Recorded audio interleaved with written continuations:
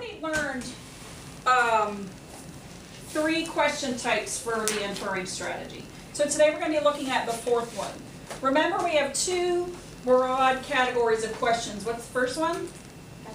Factual, and then we have what? Think and seek. Think and seek, right. We've already looked at big picture and predicting questions. Today, we're going to be focused on clarifying questions. Okay? All right, so what does it mean to clarify anything? What does that mean if you clarify something? To sum up, that's close. To explain in detail. Explain in detail. You girls have any ideas? You clarify.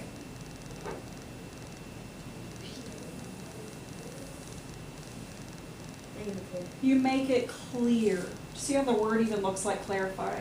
When you clarify, you make it clear. Did you just erase that and then come up? Magic. It's Pretty cool. All right.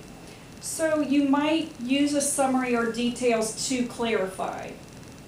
But when you clarify something, you're making it clear. So if something is clear, it's easier to understand. If something is not clear, what? What do you think? If it's not clear, It's unclear. it's unclear. It's confusing. You don't get it. It's hard to understand. All right. So when we look at clarifying questions, all of them require you to make sense of something. So these are going to require a little bit more brain power.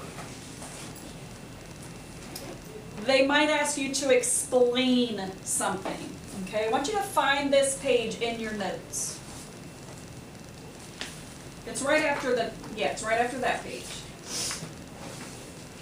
Okay, do you see this? All right, so with your pen or pencil, or a highlighter if you'd rather, we're going to mark keywords. Clarifying questions might ask you to explain something. When you explain something, you clarify it. You make it more clear. Go the other way, hon. Yep, right there. So you explain. Clarifying questions might ask you to give a cause or a reason. A clarifying question might ask you to explain feelings, like why was Taylor upset at Miranda? Okay? Of course, that would never happen, right? They might ask you to compare or contrast. So when we have to clarify something, we really have to, they're really think and seek questions. You really have to think about them. Put clues together. Use the evidence in the text.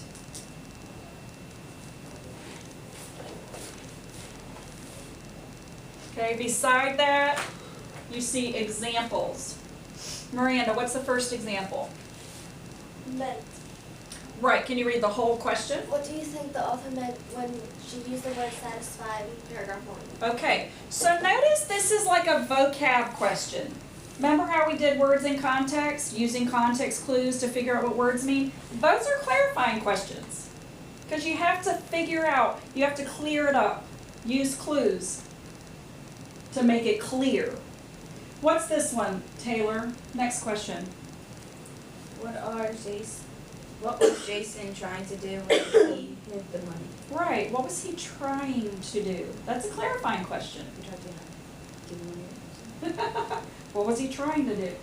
DJ, what's the next clarifying question? How do you think Paula was feeling when she went to the store? Good, clarifying. What caused Mrs. Jones to give away the puppy? What do you think the reason was for his angry behavior? How does Jim's behavior compare to Pedro's? Who's there?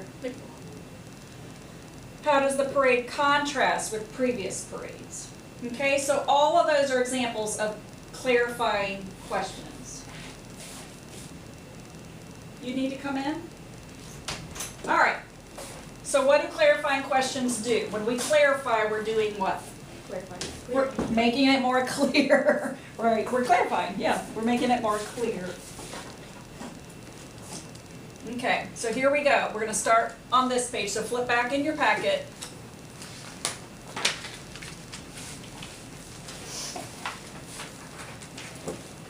How many types of think and seek questions are there? 4. There are 4 types of questions. One is factual. How many are think and seek? 3. Right. There are 3 types of think and seek questions. What's one of them? Big picture. Good, big picture. Predicting. Predicting, and now the last one we're doing today, clarifying. Good. Clarifying is making what? What do you think? How would you finish that sentence? Something clear. Yeah, making something clear. That's exactly how I would word it.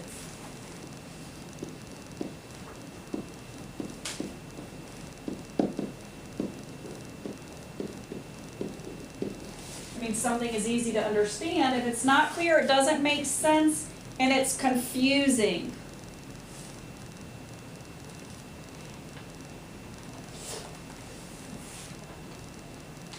A clarifying question will require you to make sense of something. You have to make sense of it.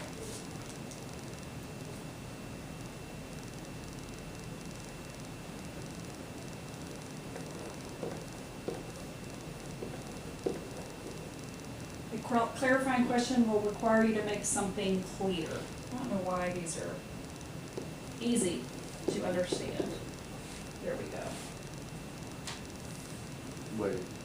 So clarifying question will require you to make something easy. I put clear. So That's fine, it's the same idea. It's easy if it's clear. If it's clear, then it's easy. Okay, it's fine, that's the same thing. All right, write down some examples of some words you might see in clarifying questions. You have some examples. Keywords, how they might start.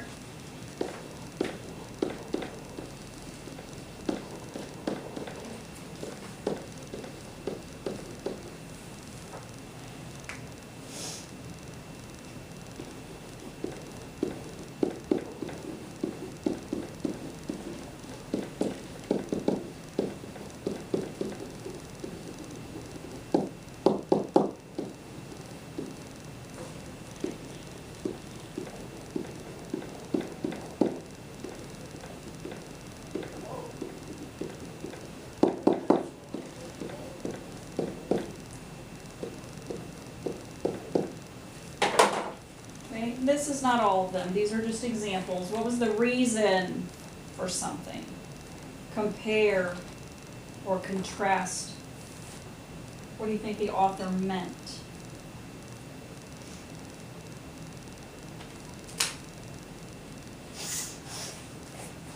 And remember, anytime you're using context clues to figure out what a word means, that's a clarifying question.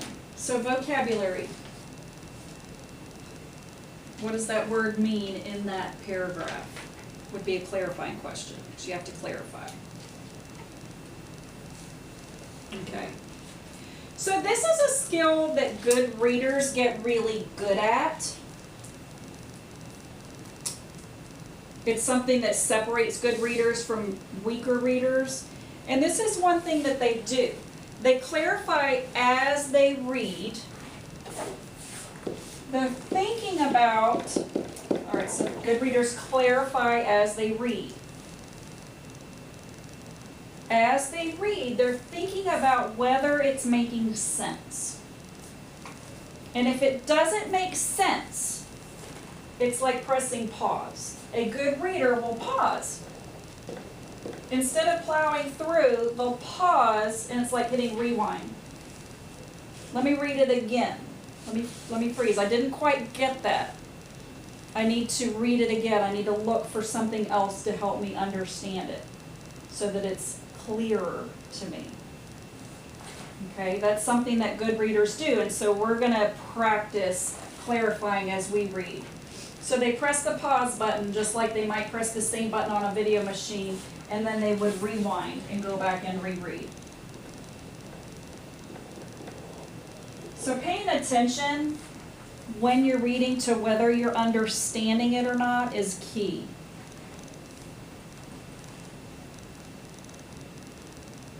And when you realize you don't understand something, you need to go back and reread to clarify what you read. That way it's not so confusing. All right, when you answer a clarifying question, you always want to make sure that your answer is related to the clues in the passage. Just like the other question types we've been practicing, we're going to find evidence in the text to support the answer. Now these are a little bit harder to find the evidence, or they can be.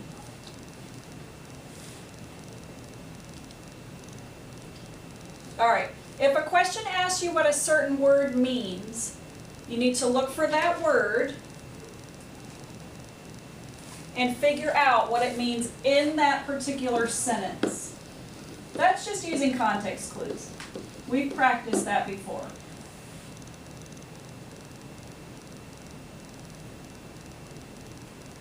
That will help you to clarify what it means. Remember, clarify is our key word today.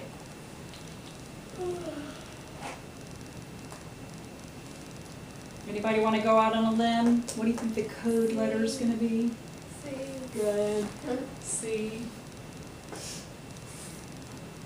Now sometimes this happens.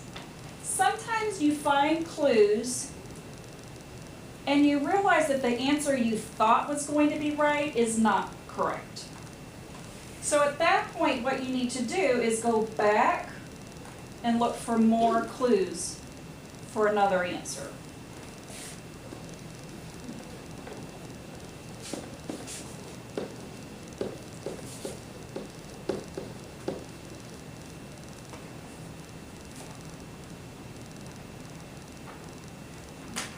So when you're documenting your evidence for your answers, this will become apparent.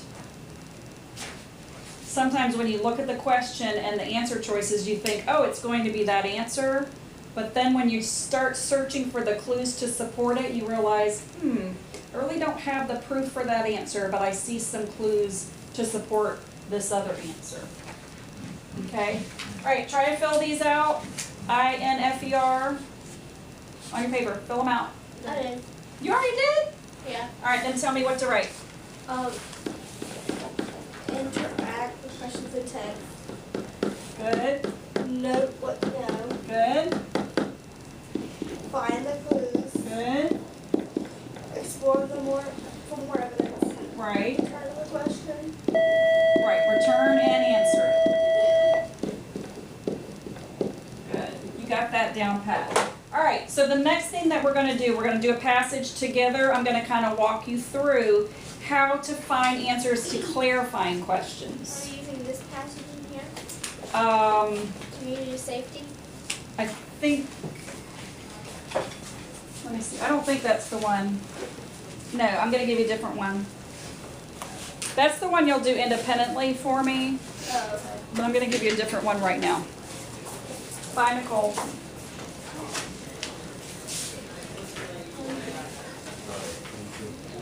Okay, so today we might have question types across the board.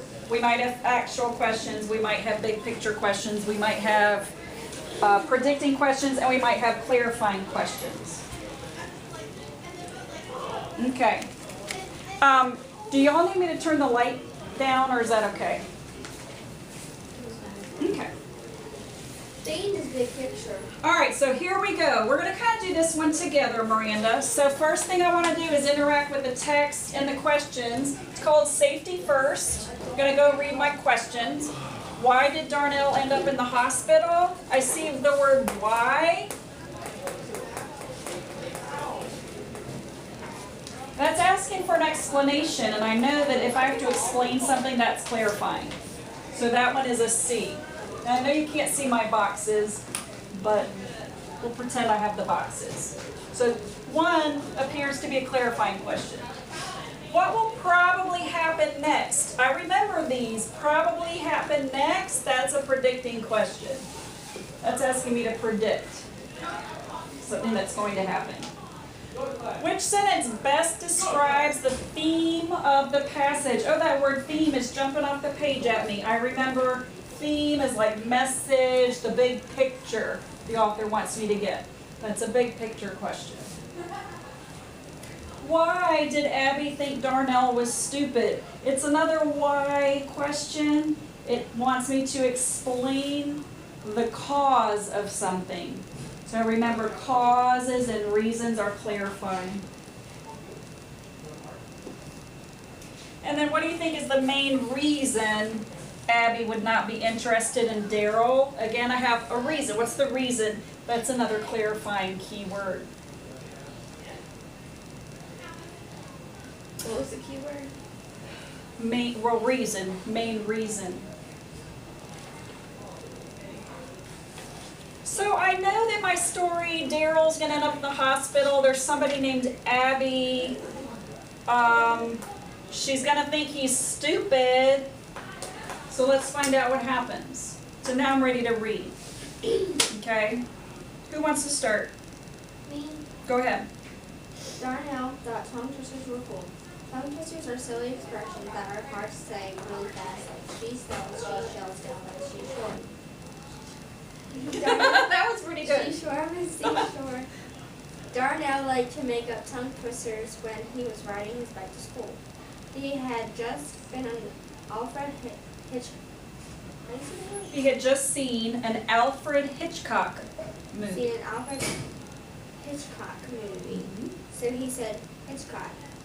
Then he said witchcraft. He thought that might be a good tongue twister. Darnell was not paying much attention to where he was going. Okay, he's not paying much attention. Taylor. Hitchcock witchcraft. Good. He said, then he said over and over again, Hitchcock witchcraft, Hitchcock witchcraft. Daggone it. That's pretty good. Keep going. Right up until his bike ran into a telephone pole. Fortunately, he wasn't going very fast. He only suffered a dislocated shoulder and a concussion, but he had to be taken to the hospital in an ambulance. Excellent, thank you. Now I know why he goes to the hospital. I can answer number one now, because I've already found it.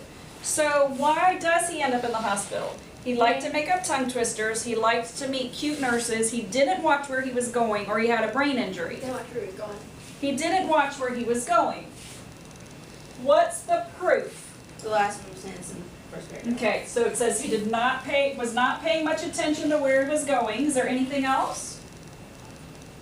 Oh, That alone wouldn't put him in the hospital. right up until his bike ran into a telephone pole. His bike ran into a telephone pole. Good. Anything else? But he had to be taken to the hospital in the ambulance. Right, and so if you back up a little bit, you see why. Because he had a dislocated shoulder and a concussion. So all of that together gives you the answer for number one. Now it's clarifying, so you have to maybe look for multiple clues.